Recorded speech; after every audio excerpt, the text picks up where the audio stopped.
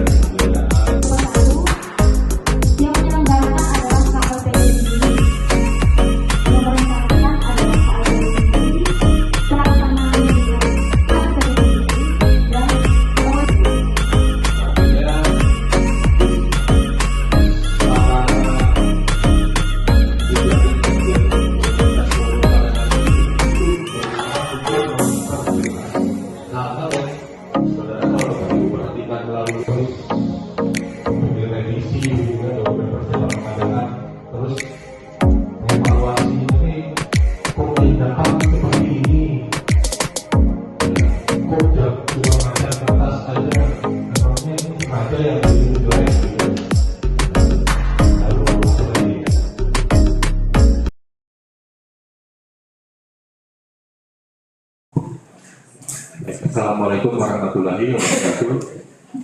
Om Swastiastu, Namo Buddhaya, Shalom, salam kebajikan, salam sejahtera buat kita semua, Rahayu. Yang kami hormati Bapak Kepala Dinas Perumahan, Kawasan Permukiman dan Pertanahan, terima kasih sudah berkenan hadir Bapak.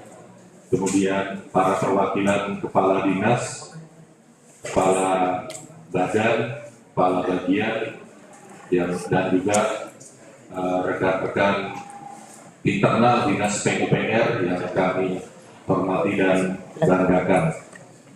Perlu kami sampaikan Bapak Ibu, maksud dan tujuan dari kegiatan pada pagi hari ini berkaitan dengan kegiatan kami selaku di sekretariat, di mana salah satu unsur pekerjaan yang ada di dalamnya adalah kepegawaian.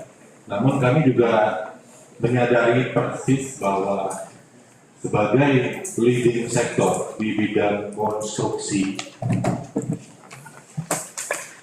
di Kabupaten Kutai Barat, ini kita memiliki cross cutting yang sangat erat dengan perangkat daerah lainnya. Selamat pagi. Langsung dibuka aja. Saya nambahkan sebenarnya.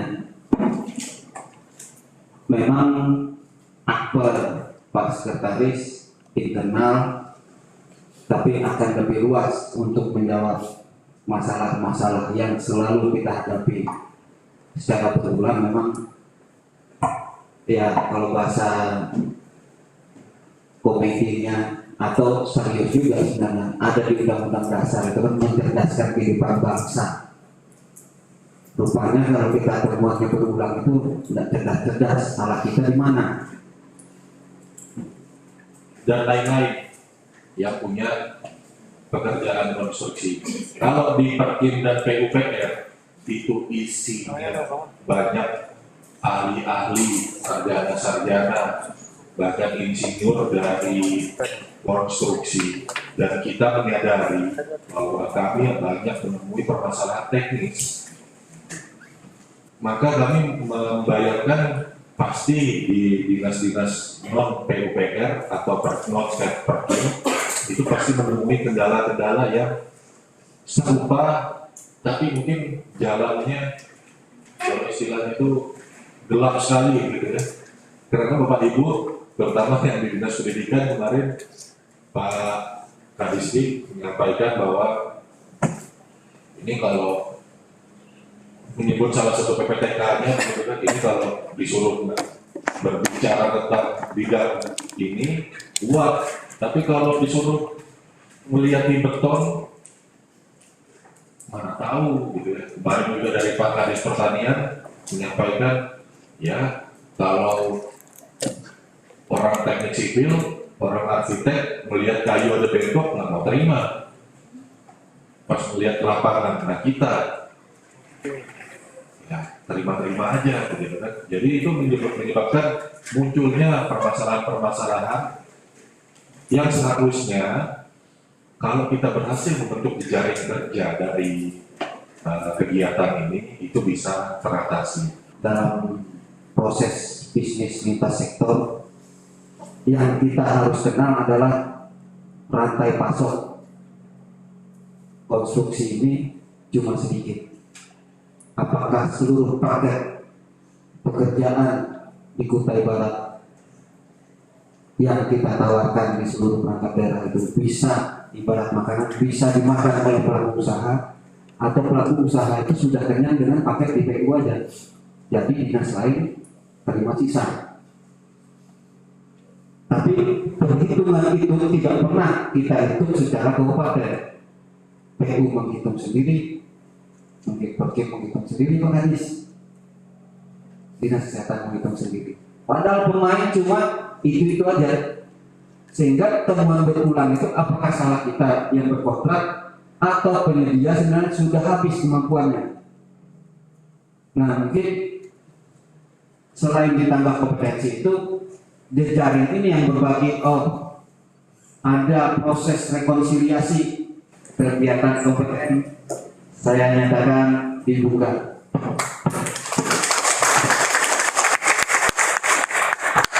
Karena penerapan di pekerjaan sehari-harinya, kemudian kesimpulan, nanti teman-teman dari dari bagian PBD, ya, itu akan merespon gitu ya. Jadi kita melihat dari dua sisi.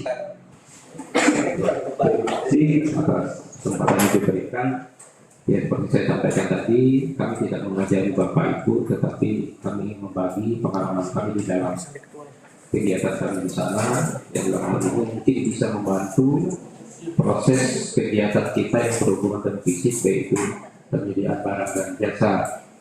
Pengadaan barang dan jasa ini tahapannya itu ada 3 tahapan, yaitu perencanaan, persiapan, dan pelaksanaan. Nah, di dalam perencanaan ini itu di atas itu adalah penggunaan anggaran, ya, kemudian akan diidentifikasi kebijakannya, itu proses-prosesnya yang ada. Dan dalam hal ini kami minta koreksi apabila ada suatu kesalahan di dalam kami menyampaikan paparan ini, karena terus kami memang baru belajar. Kemudian penetapan barang dan jasa, dalam penetapan barang dan jasa ini ada beberapa cara, yaitu cara yang melalui swaklola dan pengadaan, dan selanjutnya akan masuk di dalam kegiatan penjadwalan dan penganggaran. Nah, dalam penganggaran ini akan masuk di APBD dan DPA dan langsung masuk ke RUP, rencana umum penganggaran. Mungkin itu, dan mungkin kalau ada dari kami yang kurang mungkin bisa dikoreksi. Terima kasih. Pengadaan barang dan jasa yaitu upaya memperoleh barang dan jasa dengan mengikuti norma dan etika sesuai dengan metode pengadaan yang baku yang dilakukan oleh kementerian, lembaga, perangkat daerah yang dibiayai oleh APBN atau APBD, yang prosesnya dari identifikasi kebutuhan sampai dengan serah terima hasil pekerjaan. Kita sampaikan secara berkelompok, ya. Kita mengetahui bahwa cara pengadaan itu ada pengadaan melalui penyidikan, juga ada pengadaan melalui swaklola. Kedua-duanya diperlakukan sama dan sejajar. Jadi swaklola itu bukan langsung belanja begitu saja tanpa ada proses pengadaan. Ya, makanya tadi disampaikan ketika kita bekerja sama dengan swaklola tipe 2, 3, 4, itu tetap ada kontraknya, ya, kontrak swaklola namanya. Kemudian ada tahapan perencanaan persiapan pengadaan melalui penyedia, yaitu pelaku usaha. Nah, itu ada berbagai macam tahap yang perlu dilaksanakan. Nah, jadi jangan sampai ada pola pikir bahwa Bapak Ibu tidak ada pengadaan gitu ya di DPA-nya Bapak Ibu. Maksudnya gimana? yang kita kelola sendiri sebagai pekerjaan swakelola itu juga termasuk pengadaan barang jasa. Nah, jadi tetap harus ikut aturan ini gitu ya. Nah, makanya tadi disampaikan ada 3 kolom tadi ya, ada yang perencanaan tim persiapan, tim pelaksana, tim pengawas. Itu harus ada di kegiatan Bapak Ibu, walaupun kegiatan Bapak Ibu tadi melalui swakelola. Apapun judulnya, ya, tim persiapan mungkin namanya tim logistik misalkan, ya, tapi intinya adalah dia tim persiapan gitu. Terus tadi disampaikan juga sesuai dengan apa yang ada di slide tadi, kalau pelaksanaan pengadaan yang melalui penyedia maka nanti menerapkan mulai dari proses menetapkan APS, menetapkan rancangan kontrak, spek cek KAK sebagai dokumen kelengkapan tender. Kurang lebih seperti itu materi yang didapatkan. Ada mau tambah lagi? Oh, belum. Kalau oleh-oleh berarti nggak ada.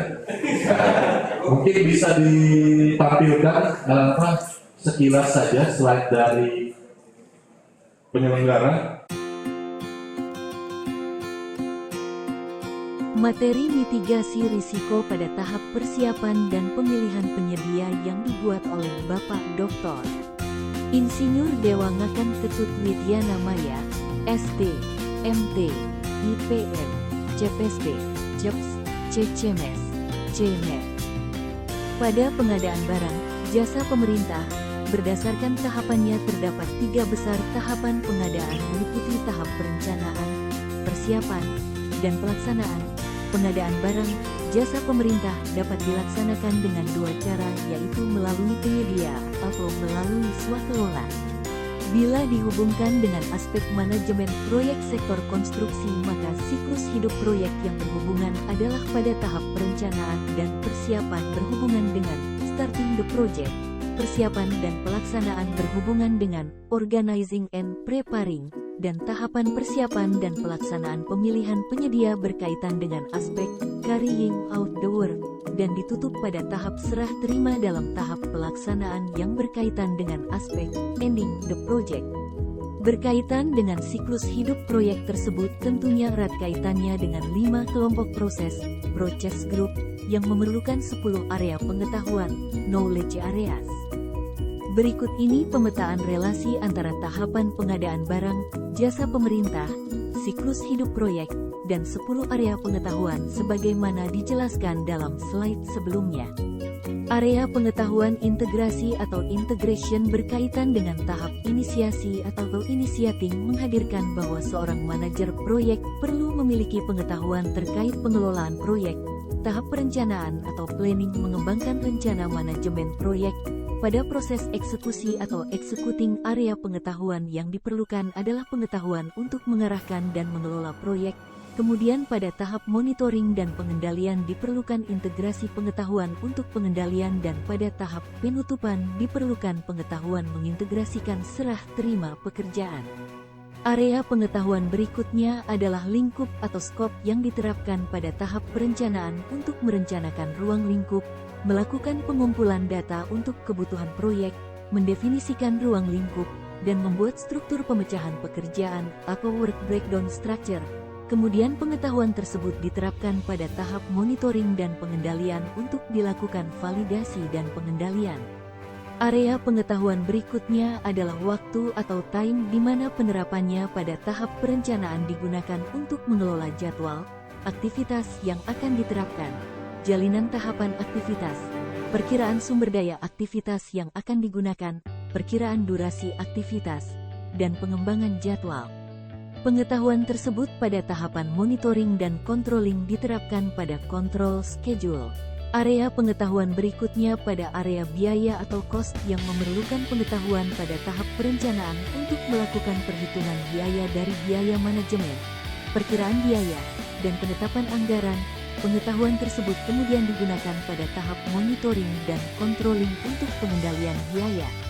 Area pengetahuan kelima yaitu kualitas diterapkan pada tahapan perencanaan untuk menyusun rencana manajemen mutu, kemudian pada tahap eksekuting diterapkan upaya untuk menerapkan penjaminan mutu, dan pada tahap monitoring dan controlling dilakukan dan diterapkan pengetahuan pengendalian mutu.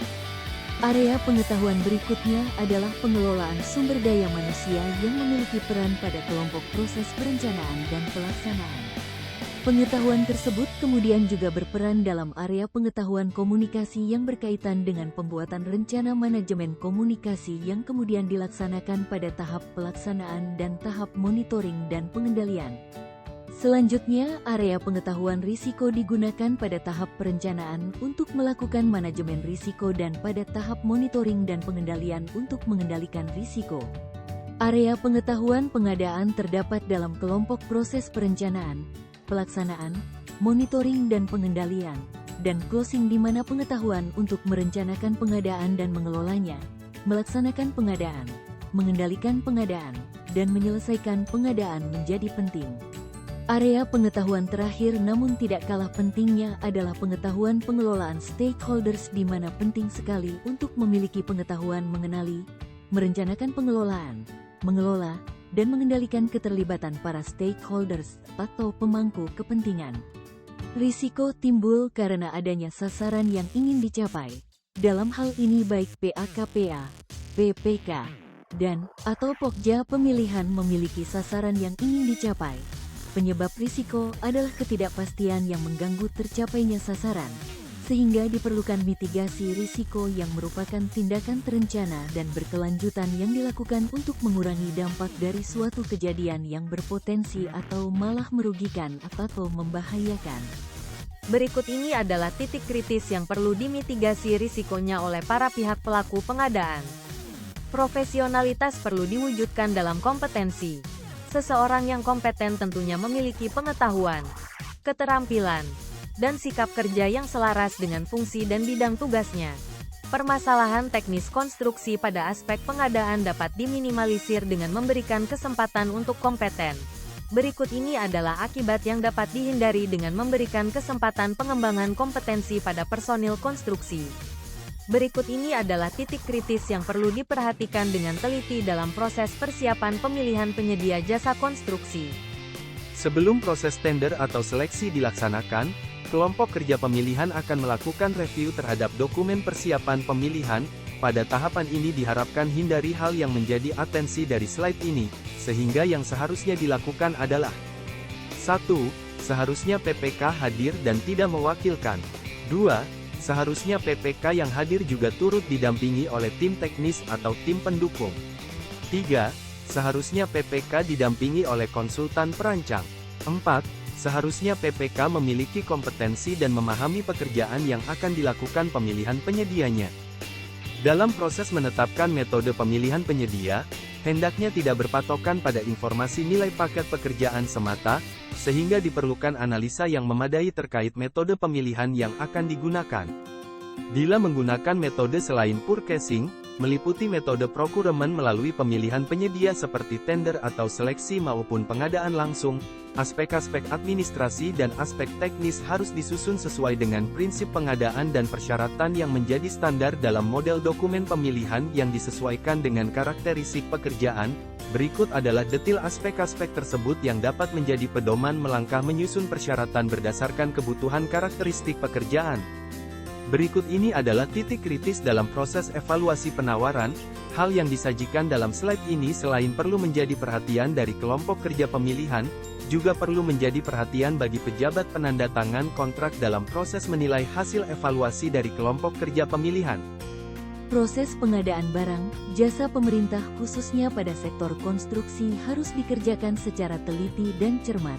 Dalam proses tersebut bergantung pada kompleksitas pekerjaan terkadang memerlukan waktu yang relatif panjang, sehingga akan menjadi berisiko bila penetapan jadwal penyampaian penawaran ataupun jadwal evaluasi terlalu singkat.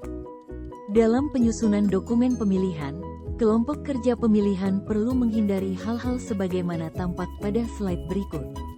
Proses kualifikasi terdiri atas dua jenis.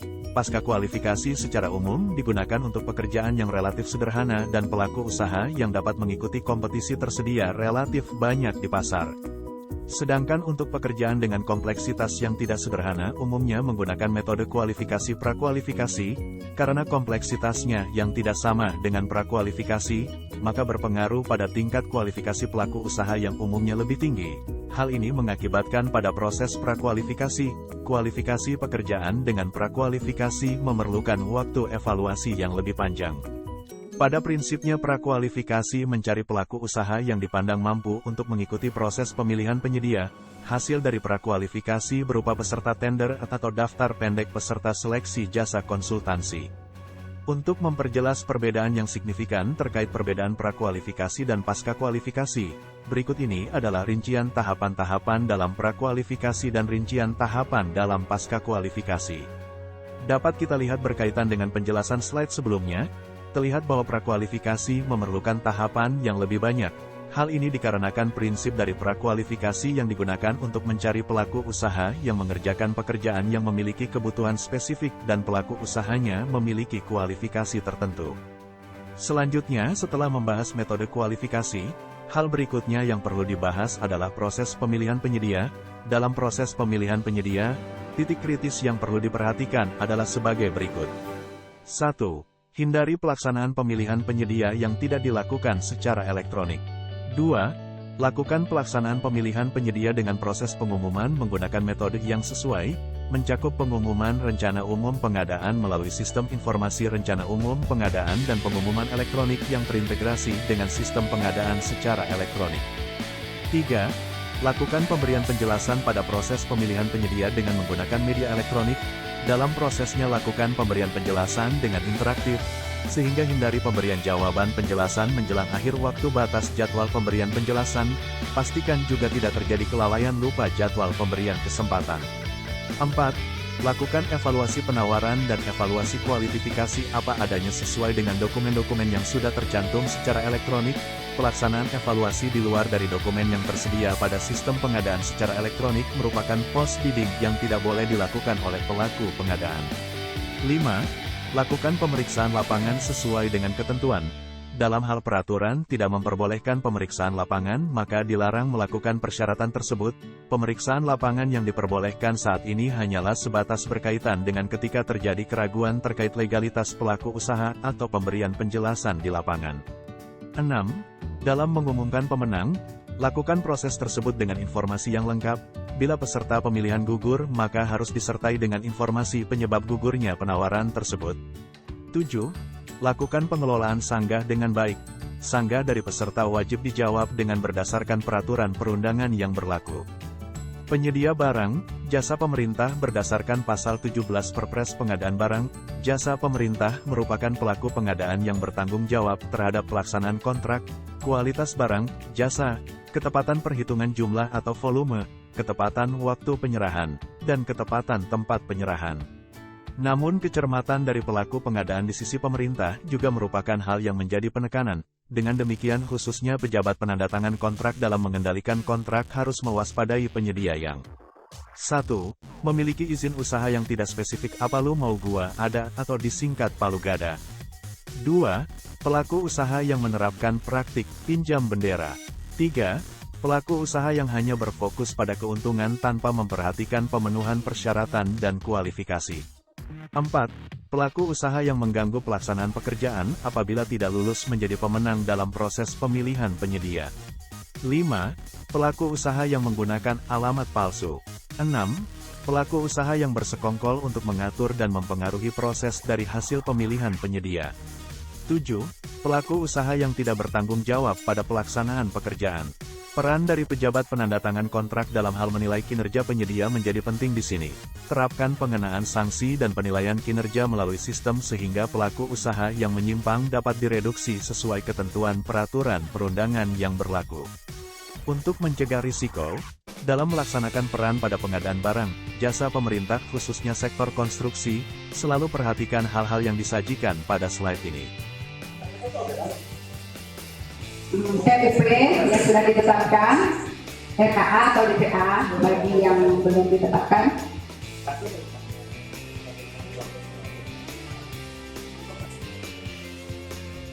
ya HPS, BQ, terakhir yang dari jasa kontrak biasanya EE itu wajib karena kita biasa ada permintaan dari inspektorat dan kadang ada pertanyaan kenapa sih EE harus dibeli, itu terkait biasanya ada dari pemeriksaan meminta itu, jadi kita bisa membantu.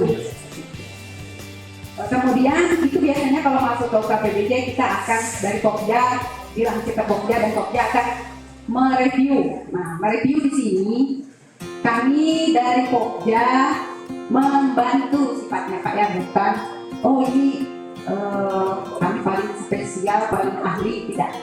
Kami juga apabila ada hal-hal terkait pengadaan barang, pengadaan konstruksi, pengadaan konsultan maupun jasa lainnya terbatas SDM-nya, kami akan berkonsultasi juga dengan yang ahli. Jadi kami tidak main mewakili, oh ini salah, ini yang benar. Nah, itu mereview ini kita untuk supaya dokumen yang diusulkan ini sesuai dengan ketentuan dan tata cara pengadaan PBJ prosesnya. Itu. Setelah itu proses di SPSE sudah ditentukan, kita sudah sepakat. Tidak ada lagi hal-hal yang perlu diperbaiki, maka akan ditayangkan pakai itu. Seperti itu, sederhananya seperti itu. Nah kalau untuk di fisik, kurang lebih proses pemilihan itu memakan waktu 1 bulan atau 5 hari itu kurang lebih. Tapi kalau di jasa konsultasi itu kurang lebih 2 bulan. 2 bulan. Nah untuk proses setelah selesai ini proses pemilihan, kita akan masuk di Pokja itu akan masuk proses evaluasi. Nah proses evaluasi ini antara proses tender sama seleksi ada perbedaan sedikit. Kalau tender begitu proses masuk di proses evaluasi pasca kualifikasi itu pengumuman unleashing atau penjelasan dipantau masuk ke evaluasi. Nah evaluasi ini langsung proses yang dibutuhkan oleh penyedia ke dalam sistem tarik menawar. Nah ini apabila kita evaluasi ada kekurangan itu cuma kita klarifikasi. Jadi apabila ada yang usulan mereka penawaran mereka yang masuk itu kurang, kita hanya klarifikasi. Tapi mereka tidak bisa menambah atau mengurangi. Nah, itu. Anggap ini sudah selesai ya proses pemilihan. Berkas akan kami sampaikan ke PPK. Nah, PPK ini masih punya hak untuk menolak hasil yang sudah dilakukan oleh Pokja. Nah, hasil yang sudah dibuat oleh Pokja ini PPK wajib mereview kembali. Kalau ada hal-hal yang dianggap PPK dan tim teknis yang dilakukan oleh Pokja ada yang tidak benar atau tidak sesuai aturan atau ketentuan, PPK wajib menolak yang menjadi kekeliruan. Selanjutnya berkontrak sudah ranahnya PPK. Ranahnya Pokja tadi sampai dengan disampaikan atau ranahnya UKPBJ disampaikannya berita hasil acara pemilihan media.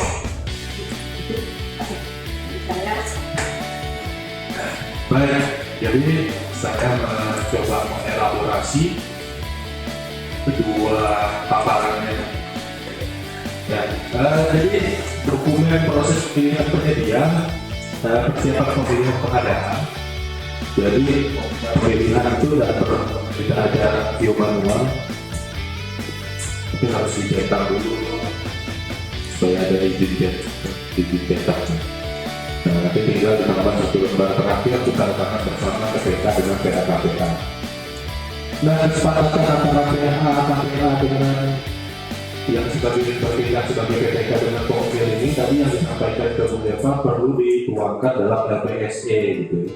Jadi ini nanti ada persyaratan dalam dokumen pemilihan. Oke, nah itu tadi setelah berkontrak yang tadi disampaikan oleh Bu Eva di PPK dalam hal ini PA-KPA itu tidak sekedar menerima saja tapi harus melakukan review. Nah tapi reviewnya itu tadi bukan review yang tidak tertulis, penolakan misalkan kalau ada dari penolakan tadi ya, itu hanya bisa berdasarkan kalau ada dalam dokumen pemilihan ditemukan kesalahan. Nah, PAKPK bertindak sebagai PPK itu bisa melihat dokumen pemilihan yang disusun oleh Pokmil sesuai dengan aturan atau tidak. Terus proses pelaksanaan pemilihan tidak sesuai ketentuan dalam dokumen pemilihan.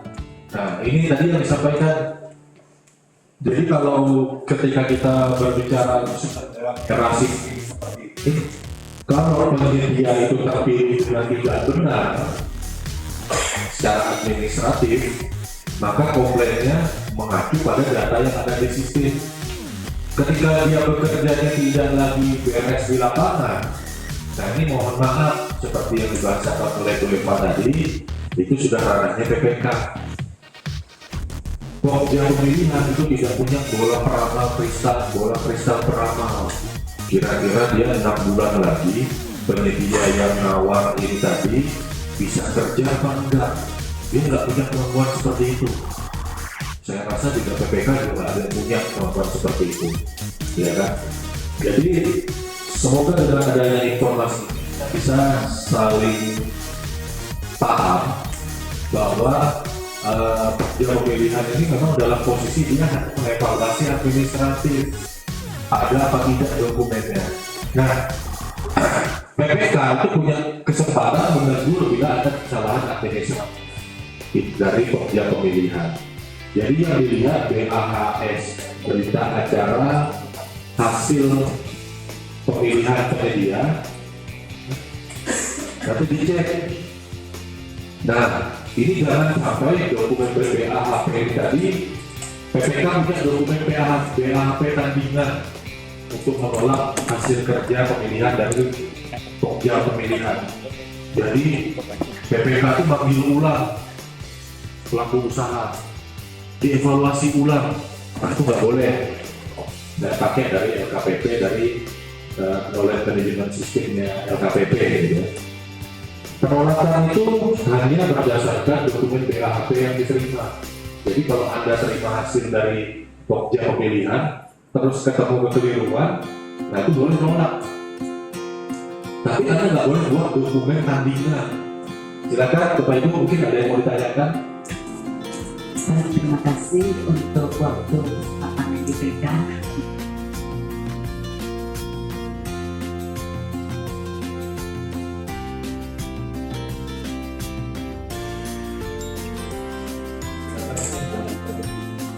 Baik, saya menanggapi ini untuk yang pertama terkait tim teknis. Untuk tim teknis ini Bu, sebenarnya kalau saya baca ketentuan peraturan yang ada terkait kompetensi atau hal-hal yang harus menjadi khusus untuk jadi tim teknis sebenarnya tidak ada ditentukan. Pak ya, ditentukan khusus harus ABCD. Cuma karena dia sebagai tim teknis seharusnya, ini bahasa seharusnya ya Bu ya, yang memang paham akan apa yang dikerjakan. Nah, tidak ada juga ketentuan sarjana teknik lebih pintar dari yang non sarjana atau sebaliknya, non sarjana teknik lebih pintar, tergantung sih Bu. Nah, cuman dalam ketentuannya kalau ditetapkan sebagai tim teknis harus dibuatkan SK. Nah, cuman ya pengalaman ini, kita berbicara pengalaman selama ini beberapa PPK itu tidak menetapkan karena terkait adanya honorarium. Padahal ya kalau menurut saya sih kalau dikomunikasikan dengan baik mungkin tidak harus seperti itu ya. Itu. Ini intermezzo Bu ya, yang mungkin yang bisa dipertimbangkan ke depannya. Karena kalau lihat ke depannya juga sekarang ini apalagi yang menjadi tim teknis PPK ini rata-rata non-PNS kan. Nah, non-PNS kan butuh nanti buat preferensi CPNS, atau PPK, P3K gitu ya. Nah, itu kan dibutuhkan seperti itu. Nah, kalau khusus yang harus ada kompetensi ABC sih sebenarnya tidak, tapi sebaiknya supaya membantukan, karena tim teknis ini tangan kanan PPK. Itu tangan kanan PPK yang nanti benar-benar membantu PPK. Ketika ada dari mulai usulan untuk tender atau seleksi, mereka lah yang di depan sampai berkontrak, itu yang saya tahu. Nah, jangan sampai nanti ke depannya PPK bilang, karena ada beberapa sudah pengalaman kita nih yang masuk ke BPJ ini, waduh begitu berhadapan dengan PPK langsung, PPK nggak paham. Nah, ini yang kita jaga tuh, karena bagaimanapun PPK ini harusnya yang paling duluan dikomunikasikan dulu. Apapun perubahan, baik dari misalnya ada proses dari perencanaan tadi sampai dengan proses yang review di UKPBJ. Nah, yang seperti ini yang terkadang terlewatkan, yang kami selama ini itu kejadian di UKPBJ. Akhirnya ada miskomunikasi antara PPK dengan UKPBJ. Antara gambar sama AKPS berbeda aja, PPK nggak tahu. Nah, itu di gambarnya ada pekerjaan listrik, di rapnya nggak ada. Begitu kita konfirmasi, PPK nggak tahu, kan lucu seperti itu. Makanya kalau bisa yang menjadi tim teknis ini benar-benar tim yang bisa diandalkan oleh PPK, yang menjadi sangat tangan kanan PPK. Ini yang masalah yang kedua, misalnya pada saat mau berkontrak PPK minta untuk mendatangkan tenaga ahli, akhirnya si penyedia tidak bisa, PPK bisa minta untuk penggantian tenaga ahli dengan spesifikasi yang sama. Jadi misalnya ahli muda yang ditawarkan itu ahli muda, misalnya ahli muda bangunan itu juga. Nah itu terkait masalah itu, kalau dievaluasi itu memang kami tidak terlalu jauh mengevaluasi sampai menelpon orangnya, karena kita cuma lihat administrasinya, daftarnya sudah. Masalah sertifikat keahlian ada 3 PPK yang periksa. Ya, jadi kami tidak sampai ke situ keluar. Jadi memang tugasnya di PPK yang sangat berat sebenarnya ya. Nah, makanya perlu tim teknis misalnya di dalam penyusunan tender. Konsultan perencana itu wajib untuk membantu PPK di dalam menyusun spek apa segala macam. Jadi makanya di konsultan perencana itu jangan bayar satu kali mus, itu masih kayaknya sisa 5% kalau tidak salah. Disisakan kan? Tuh, dia 20% kan? Sampai pekerjaan ini selesai baru ya. Jadi di situ. Jadi untuk membantu PPK itu konsultan perencana. Nah, kalau masalah personil tadi itu bisa PPK bisa untuk untuk pergantian, tapi dengan kriteria yang sama, misalnya ahli muda yang mereka tawarkan jadi minimal ahli muda juga. Ya, itu saja. Terima kasih. Ya, terima kasih. Ini masalah personil yang tidak bisa dikatakan oleh rekanan pertukaran perencanaan. Karena aturan ini kalau yang lama dulu masih ada PCM ya, kontrak. Kalau sekarang itu rasanya ada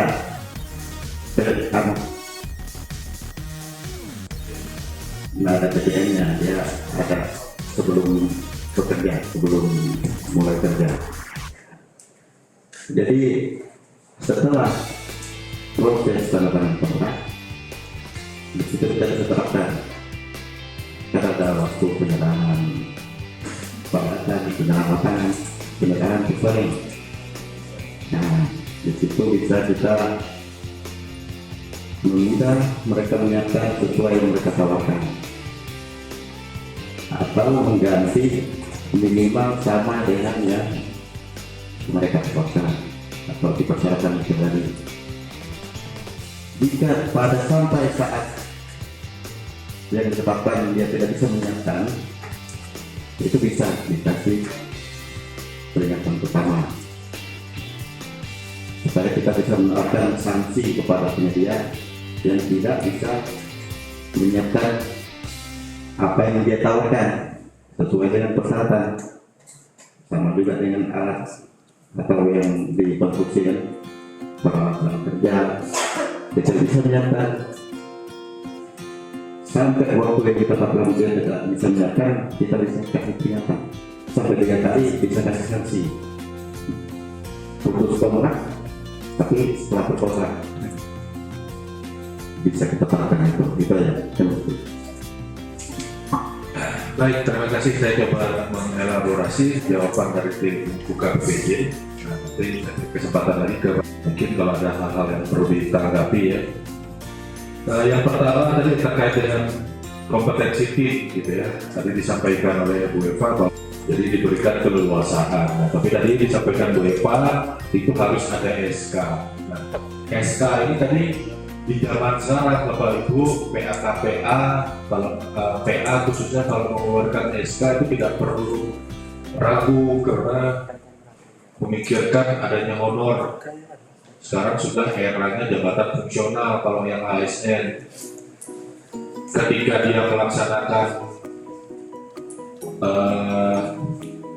tugas itu maka dia bisa menjadi tugas pengembangan profesinya. Nah itu masuk dalam SKP untuk menjadi bukti dukung kalau dia dinyatakan bekerja di atas baik, artinya sangat baik, itu bisa jadi 37,5%. Itu bisa dipakai pada saat dialog kinerja Permenpan 1 tahun 2023. Jadi tidak mesti segala sesuatu honor gitu kalau dia fungsional. Makanya tahun lalu waktu saya masih fungsional diajak di Dinkes, saya senang, saya screenshot. Makanya angka kredit saya itu tinggi, bisa sampai media, ya karena itu tadi. Nah, bank fungsional bisa diberdayakan dengan cara seperti itu lintas OPD. Kemudian bagi yang non ASN, nah itu bisa jadi pengalat bukti referensi kerja. Hari ini bersamaan itu ada di kegiatan ini ada pembagian SK P3K. Yang menjadi fungsional PBJ itu ada yang dari Badan Penanggulangan Bencana Daerah. Mereka karena punya SK itu tadi. Jadi kalau yang lain pendidikannya sesuai melamar di fungsional itu, tapi nggak punya referensi kerja, SK-nya nggak ada. Nah mereka kebetulan punya SK.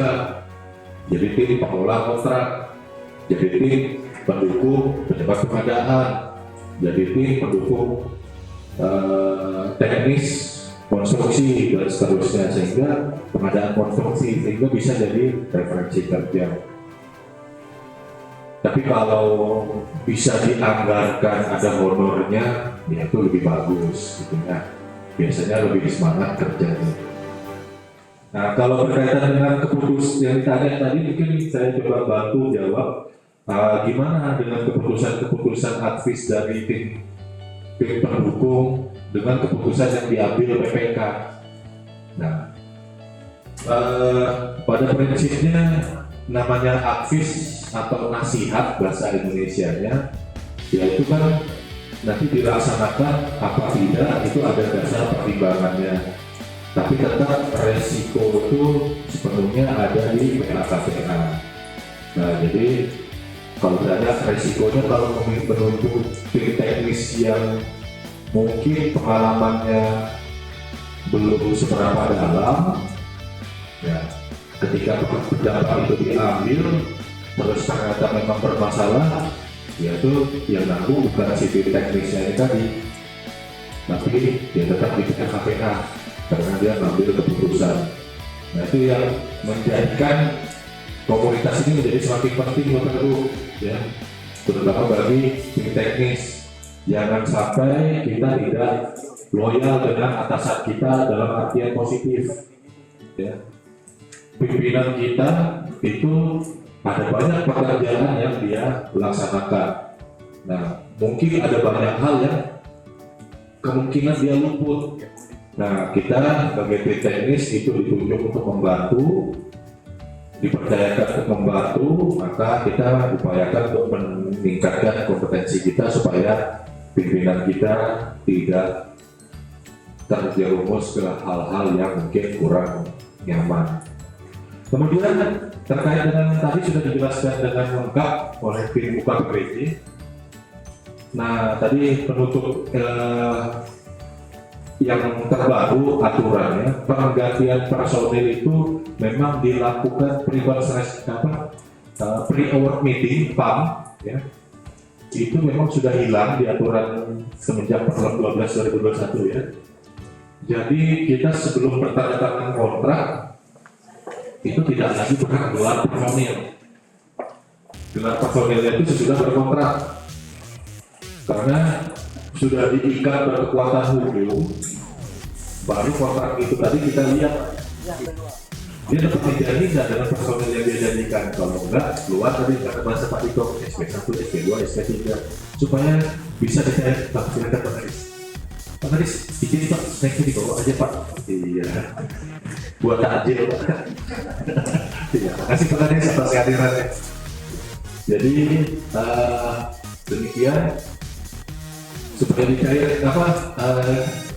jaringannya bisa dicairkan, itu pentingnya. Kenapa dia tadi aku melakukan Pak Abu, kalau dia itu sudah dipanggil gelar personil tidak bisa menyampaikan personil yang sama atau bahkan lebih tinggi, berarti karena dia sudah berkontrak dengan kita, maka secara kontraktual dia melakukan luar prestasi, maka bisa diputus kontrak. Itulah pentingnya kenapa ketika kita sudah waktunya berkontrak itu betul-betul kontrak dibuat. Jangan nanti cuma dikasih pada saat proses pencairan jaminan uang muka diterima, cuma dibuat penegasan kontrak halaman depannya sudah bernomor, kontraknya belum ada tanda tangannya. Nah itu yang bikin penyedia itu semena-mena sama kita secara kolektif. Gimana dia mau jaminan pelaksanaannya, uang kontraknya aja belum dibuat, nah, cuman masih penegasan kontraknya aja. Tapi kalau sudah sampai 3 kali SP tadi dok ya, nah itu bakal kita binasakan. Nah itu di PU sudah dilakukan, ya mudah-mudahan memang itu ya memang dampaknya kita harus repot-repot menghubungi pemegang cadangan, gitu ya. Pemegang cadangan berbeda berkontrak, tapi pada prinsipnya kalau kita memanjakan pelaku usaha ini dengan sangat toleran, nanti ujung-ujungnya di belakang kita yang susah. Maka kita terapkan saja regulasinya seperti yang disampaikan Pak Diko tadi. Mungkin itu yang bisa saya elaborasi, mudah-mudahan bermanfaat buat semua.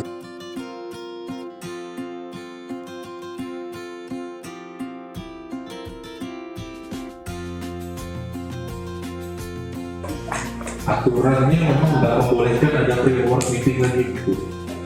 Jadi berkontrak dulu baru dibahas, nikah dulu baru akad baru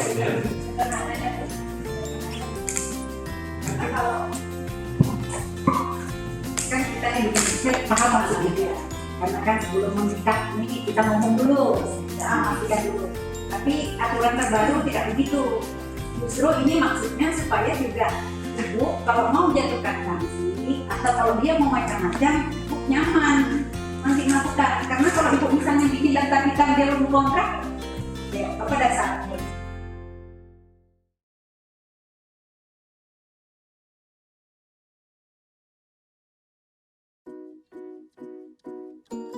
Kalau itu hal yang berbeda, kalau itu hal namanya finalisasi kontrak.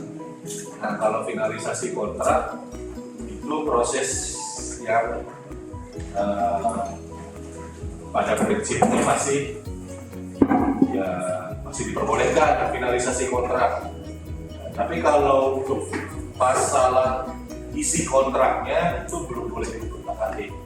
Berkontrak dulu, baru boleh pakai. Kalau hanya membahas itu tidak masalah tuh. Kan membahas personil yang tidak sesuai kan, misalnya, oh ibu syaratkan ini harus SKA-nya, SKA ahli muda atau ahli media ini. Nah, mana kalian punya? Nah itu kalau sebelum kontrak nggak boleh tuh, nggak boleh. Itu makanya tadi saya analogikan sederhananya seperti itu. Kalau ibu mau menikahkan anak, kalau ngomong-ngomong dulu kan nggak apa-apa. Tapi kalau sudah mana di jalannya, yang mau dianut itu nggak boleh. Harus berkontrak dulu supaya kalau ibu mau kasih sanksi, kalau dia nakal, ada dasarnya. Itu secara sederhananya bahasanya seperti itu. Ini tuh ya.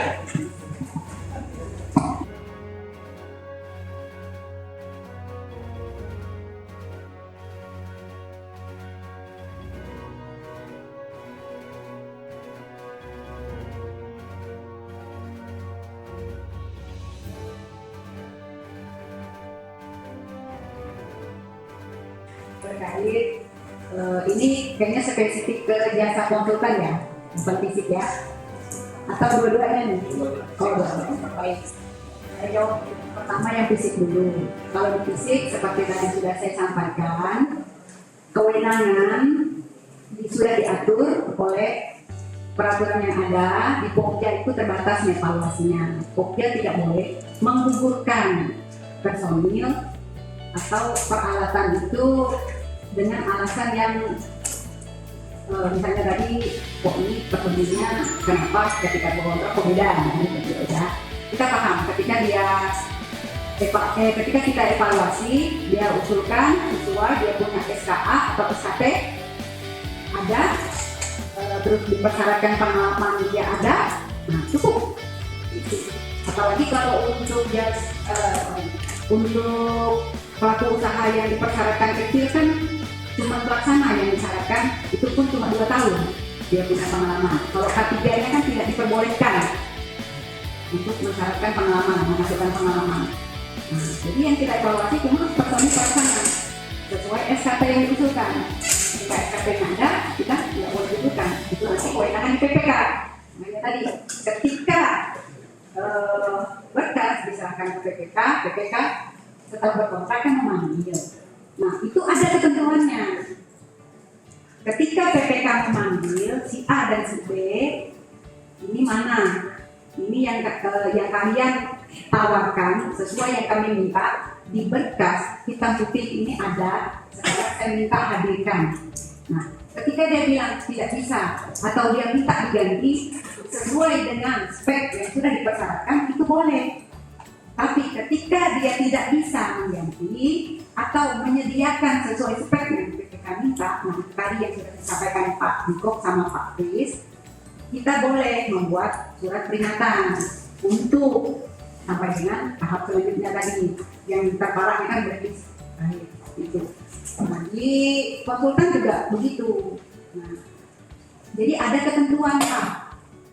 Sebenarnya ya saya kalau sudah masuk ke BPK ini agak ini juga, cuman kan itu kita punya ketentuan begitu. Memang kita boleh mengganti ketika dia nggak bisa menghadirkan, bukan salah, boleh.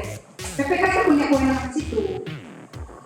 Seperti itu, memang ada ketentuannya. Kecuali di ketentuan apa yang ditawarkan di awal oleh pelaku usaha ketika dia menjadi pemenang tender atau seleksi itu tidak boleh diganti. Nah, itu baru menjadi melanggar. Ini kan ada ketentuannya, makanya ini menurut saya ya ada permasalahan sih ketika nanti dikasih kesempatan kepada penyedia ketika dia tidak bisa menghadirkan personil atau personil. Karena ya itu tadi kembali lagi kalau kami di UKPDJ dalam hal ini kerja evaluasi itu ketentuan evaluasinya pun terbatas, kami tidak boleh menunjukkan. Dan itu ada semua. Makanya tadi tugasnya BPK ini sangat-sangat berat. Bukan kami melemparkan ke BPK, bukan. Di dalam evaluasi personil konsultan, itu yang pertama kami perhatikan adalah surat kesediaan untuk ditugaskan, bertanda tangan, bermaterai. Itu kalau tidak ada itu langsung gugur. Itu jadi otomatis kan dia sudah menyatakan bahwa dia bersedia untuk ditugaskan. Berarti tidak ada alasan lagi untuk tidak hadir kan. Nah, yang berikutnya baru ke pengalaman kerja. Nah, pengalaman kerja kan kita hitung aja itu. Nah, tapi yang paling kami perhatikan pertama itu adalah itu kesediaan untuk ditugaskan. Surat pernyataan kesediaan untuk ditugaskan. Ya, itu saja. Terima kasih.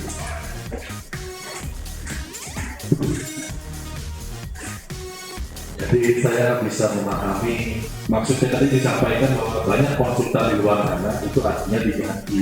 Nah, tadi selaras dengan yang ditanyakan. Nah, ini bagus, jadi terima kasih penyaji sudah bertanya. Jadi apa yang suasana di sana itu bisa kita dapat di sini, kita elaborasi lebih mendalam. Jawaban dari Pokja itu memang menyatakan boleh diganti. Pokmil ya dari UKPPJ boleh diganti tapi harus diformalkan. adendum lah kontraknya. Nah, kalau kontraknya itu di adendum, jadi kronologis berita acaranya tidak bisa menghadirkan, nah, tapi bisa diganti dengan personil yang minimal kualifikasi loh ya, ini bukan kelaminnya yang sama, kualifikasi. Ya, jadi boleh tuh misalkan cari arsitek, aduh, misalkan namanya Bejo, nggak mau Bejo, maunya Beatrix gitu ya. Nah, artinya kan ya cari yang cantik gitu, karena kebetulan Bejonya berhalangan gitu ya. Nah, itu masih dimungkinkan, tapi ya diadendum kontraknya. Ada kronologis, ada berita acara, notulen dan lain-lain disepakati bahwa ini diganti. Nah, kalau dalam kondisi seperti itu ada berita acara, kontrak teradendum, administrasi lengkap, BPK tanya, kenapa kok yang hadir di lapangan beda dengan yang ditawar, maka sudah aman. Jadi jawabannya memang, makanya teknis administrasi aja sebenarnya jawabannya ya itu tadi harus diganti. Tapi saya bisa memaklumi bahwa kenapa nggak dari pertanyaan tadi disaring dulu. Kenapa pada saat administrasi ini tadi masih tetap disyaratkan, tapi tidak menggugurkan kaitannya dengan undang-undang cipta kerja. Ini kan untuk menciptakan lapangan pekerjaan. Jadi tidak dipersulit di situ. Makanya dia dilonggarin, tapi jatuhnya di PPK nanti. Jadi itu ya dilengkapi di administrasinya, karena ini kita sudah pertanyaan karena tadi langsung dilempar ke saya semua. Proses penetapan persiapan pengadaan barang jasa pemerintah HPS, penetapannya di lembar penetapan HPS-nya. Jadi itu halaman 1 itu sudah ada penetapan total HPS, rinciannya di lampiran 234. Menetapkan rancangan kontrak. Nah, itu memang sebenarnya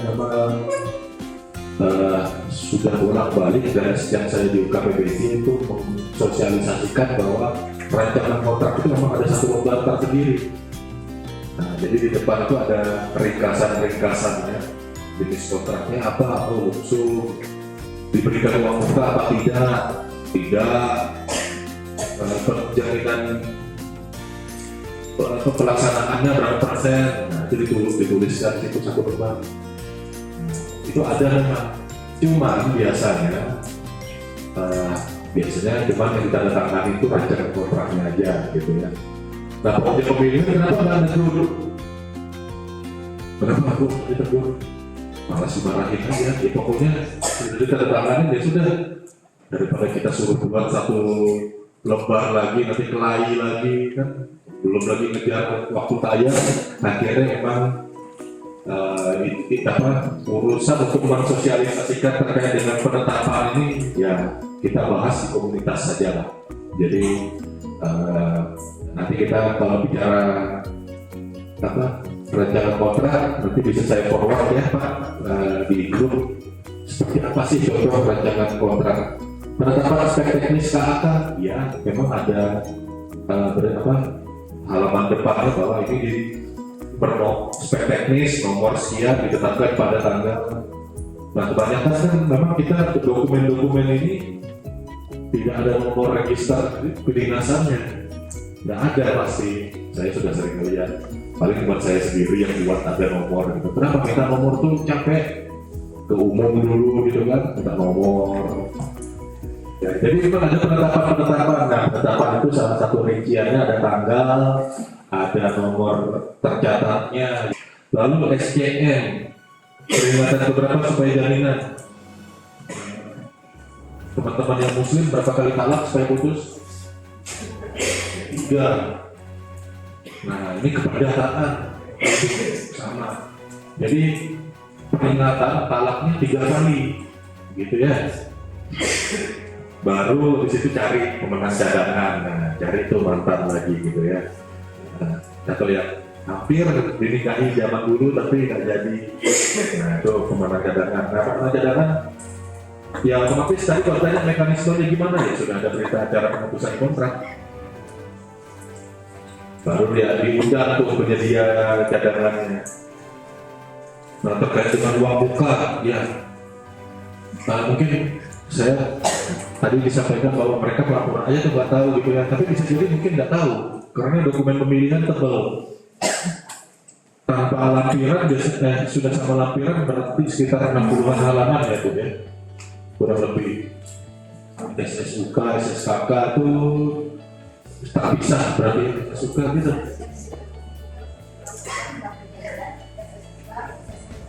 Spek teknis juga ya, sama BQ juga baru. Total PDF itu jadi berapa halaman itu? Biasanya sih minimal 60-an halaman, lebihnya iya. Kira-kira kalau terbaca nggak tuh di SSUK, di SSKK? Ada memang agak sulit. Betul. Ini pentingnya ya, Bapak Ibu, PPK itu pada saat pemberian penjelasan jadwalnya di SPSC bisa minta tolong dibalikkan lagi. Cuma masalahnya PPK nggak bisa ngomong. Nah, ya, PPK nggak bisa ngomong. Tapi maksud saya juga tidak mau menyalahkan Pokmil karena apa?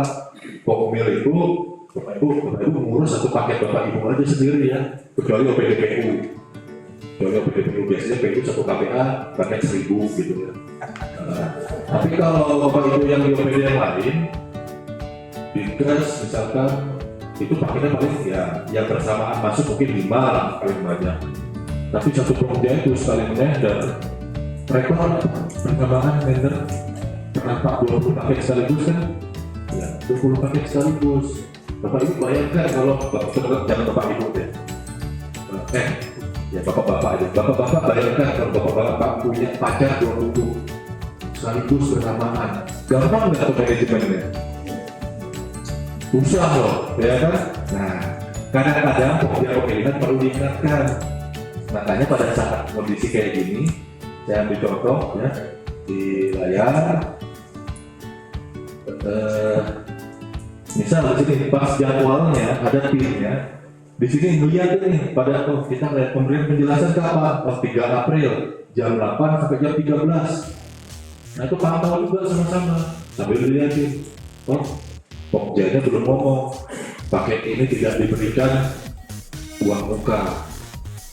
Nah, nanti langsung hubungi kan Pokjanya, jangan lupa ya diomongin kalau paket ini tidak ada pemberlakuan pemberian uang muka. Jadi segala bentuk permintaan uang muka apabila Anda ditetapkan menjadi pemenang akan kami tolak. Nah, jadi itu disuruh tulis seperti itu kalau pemilihan Anda lupa. Karena biasanya kalau paketnya cuma 1-2 itu pasti tulis ya, masih ditulis. Tapi kalau 20-30 paket sekaligus, apalagi menjelang mepet-mepet waktu, kadang kelupaan. Karena apa? Pas unwizing ini betul-betul ketiduran ya. Melelat mungkin malam sebelumnya melelat paketnya. Karena apa? Pemilihan itu punya batas waktu menjawab 3 jam. Ya, 3 jam setelah masanya berakhir. Nah, jadi bisa kita PPK mengingatkan dari akun yang sama. Loh, ini belum dibahas nih masalah uang muka. Kenapa? Bahaya Bapak Ibu kalau Bapak Ibu tidak memberlakukan uang muka, terus ujung-ujungnya kasih uang muka, Bapak Ibu kalau diperdatakan sama kompetitor ya kalah Bapak Ibu. Kenapa? Yang lain bilang ini, apalagi sekarang ini di itu bertelinga. Mungkin dia kalah di antara dia pemenang cadangan. Terus dia ngobrol-ngobrol di warung kopi sama bendahara pengeluaran atau bendahara pengeluaran pembantu. Gimana itu paketnya tuh? Sudah tanda kontrak kan? Sudah tanda kontrak. Ini baru apa? Kami cairkan itu uang mukanya. Kelepasan ngomong gitu kan? Bendahara pengeluaran kan tidak ada beban. Ya, tapi bukan berarti saya bilang bendahara pengeluaran gitu semua.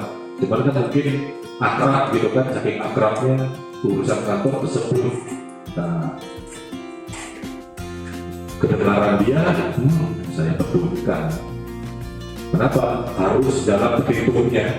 Seharusnya apabila kontrak ini sejak awal pada saat proses pemilihan diberikan uang muka dan saya tahu saya bisa menawar lebih rendah dari nomor urut 1.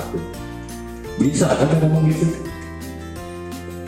Kenapa saya bisa menawar lebih rendah? Karena saya baca kontrak ini tidak diberikan uang muka, jadi saya cari uang pinjam dari bank, bunga dari bank saya bebankan jadi penawaran saya, makanya penawaran saya lebih tinggi. Kalah Anda diperdayakan. Boleh. Kalau dari dokumen-dokumen usulan yang lain sih tidak ada ketentuan khusus tanggal yang harus ditetapkan tanggal berapa. Tapi kalau HPS itu karena ada masa berlakunya Pak 28 hari.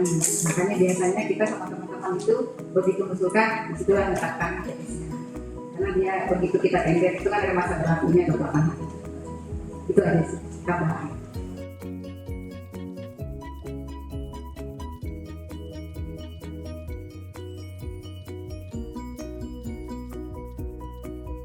Produk konsultan itu kan lebih kita kenal EE. Produk konsultan dan produk PPK. Produk PPK kan HPS. Konsultan ini membantu PPK. Maka adalah misalnya membangun gedung maka bisa ditetapkan HPS 2 miliar. Tapi produknya konsultan pasti tidak pada saat itu juga kan, pasti tahun sebelumnya atau 2 tahun sebelumnya. Yang jelas setahu saya itu biasanya bisa sih bersamaan ada, tapi rata-rata kan ditetapkan dulu sebelumnya. Nah, PPK supaya ini jadi HPS tentu meregulasikan produk konsultan tidak harus sama EE dengan HPS. Tapi tidak juga jadi salah kalau memang PPK merasa ya kalau semen harganya sekarang 50.000 kemarin itu cuma 40.000 di EE, masa mau tetap dibuat 40.000? Enggak kan? Itu contoh sederhana. Jadi HPS itu produknya PPK, makanya PPK ditetapkan bukan konsultan. Kalau EE produknya konsultan diketahui oleh PPK karena ini usulan dia menawarkan bahwa rencana saya ini seperti ini untuk nanti dibangun gedung ini. PPK harus tahu itu bedanya, makanya di HPS konsultan tidak ikut-ikutan.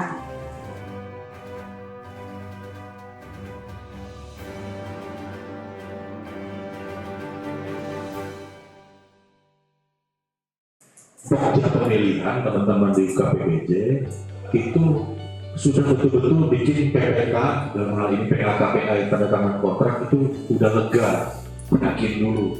Makanya ada review dari proses pemilihan penyedia. Jadi betul-betul harus dicek. Nah itu sifatnya nanti dia checklist ya. Jadi apakah memang proses administrasinya itu sudah benar atau tidak.